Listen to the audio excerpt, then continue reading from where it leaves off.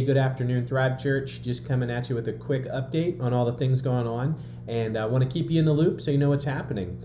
I want to say thank you, first off, to the 13 people that came out and helped with our work day last Saturday. We got all of the cleaning done inside of the building. So much was taken care of. Thank you to all the awesome people that volunteered your time and put energy into some spring cleaning. Our next date that we're going to focus a workday on is going to be March 23rd, and we're going to be looking at the outside landscaping needs of the church. So we want the building to look awesome for our egg event that's coming up, the egg hunt, on March 24th, and we also want it to look super sharp for Easter as well. I usually like to bring you good news, but sadly, this Sunday is daylight savings, and the bad news is we lose an hour of sleep. You know, it's going to cost us. We're losing an hour of sleep, but we do gain an hour of daylight in the evening when we get home from work. So there is some light at the end of the tunnel. You get what I'm saying? But as we look at daylight savings happening, we just want to encourage you guys. We have a cereal bar for your kids. We're encouraging them to come in their pajamas, and we want to make it as easy as possible for you to get here to church on time. As we talk about two services, we see second service filling up, and first service is there to help kick some of the pressure off. So if you would consider coming to first service, that would be awesome. It would help us spread out our growth that we're experiencing.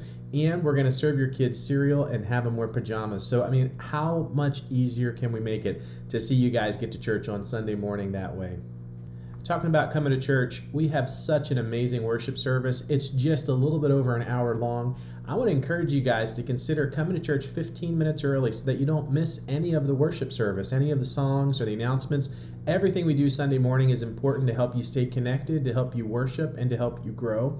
So we're asking you to consider coming to church just a little bit earlier so that you're able to be a part of the whole hour and the experience that happens. We are so excited about the Be Still Conference coming up next week, March 15 and 16. We have 95 ladies coming out, and I want to ask you to pray for this event. Pray for the speaker, pray for the people who will be attending, and pray that God would do work in each lady's heart to help them know who He is, how they can be still, and experience a life change that He wants them to have.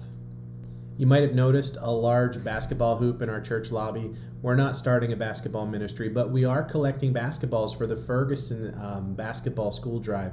These basketballs are being used as attendance awards and an incentive to get kids to come to school. We're excited to help Ferguson as they work with these kids, as they teach, and as they invest in our community. All of the basketballs have been spoken for, so if you signed up to get a basketball, please bring it with you this coming Sunday and drop it off at the huge basketball hoop. Remember the 11th commandment, thou shalt not shoot basketballs in church. A couple more dates coming up in March you want to be aware of. We've got the Great Egg Hunt happening on March 24th, 3 p.m. after church. This is an exciting opportunity for you to invite friends to say, hey, come to my church, and if you got kids, they would love being a part of that egg hunt that's going to happen. We have Good Friday service happening on March 29th. It's going to be an incredible time to gather. We're going to practice a threefold communion service, just like Jesus did in the upper room with His disciples. It'll have a bit of a different twist to it. You won't want to miss this powerful experience as we focus on the price Jesus paid on the cross to pay for our sins. Finally, last piece, Easter's coming, March 31st. Have you thought about 3 people you want to invite?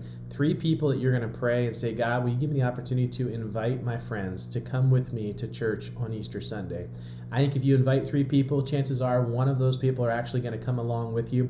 And we want to see Thrive Church gather more people in to celebrate Easter, to hear the message of the gospel, and to see what our church is all about.